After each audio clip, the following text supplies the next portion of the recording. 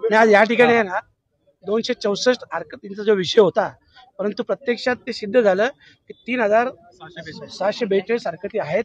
आणि ते मान्य झालं। सगळ्यात पहिला तो विषय होता आणि दुसरा विषय असा होता, या अगोदर 27 गावगटांचा जो विषय होता, ज्या गावांची प्रभाग रचना ही कंप्लीट वेगळी होती, परंतु यावेळेस ओव्हरलॅपिंग झाल्यामुळे बऱ्याच गावं किंवा बऱ्याच मूळ जी महानगरपालिका होती त्यांची देखील काही भाग हा त्या 27 गावगटात समाविष्ट केलेला आहे। तर भविष्यात हा विषय सुप्रीम कोर्टात पेंडिंग आहे आणि जर सुप्रीम कोर्टाने तसा निर्णय लागला तर भविष्यात तो प्रॉब्लेमॅटिक विषय होईल आणि ही गोष्ट आमच्या सगळ्या मंडळींनी लक्षात आणून दिली आयुक्त साहेबांच्या आणि त्यांनीही ते मान्य केलं आणि तशा प्रकारची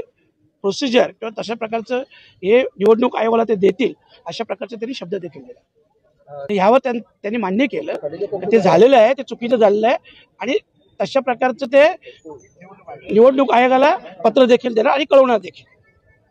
आपण जर बघितलं तर संघर्ष समिती ही नेहमी भांडताना दिसते 27 गावांकरता। मात्र मागच्या वेळी आपण मुख्यमंत्री देवेंद्र फडणवीस होते त्यांनी आश्वासन दिलं होतं, मात्र जो वाढीव प्रभाग रचनेचा जो निधी आहे तो आला नाही आणि विषय जो आहे हा प्रलंबित ठेवलेला, यावर आता आपण काय तोडगा काढणार? नाही बघा, जे 27 गावगटाचा विषय होता आमच्या रमेश दादांनी खूप चांगलं सांगितलं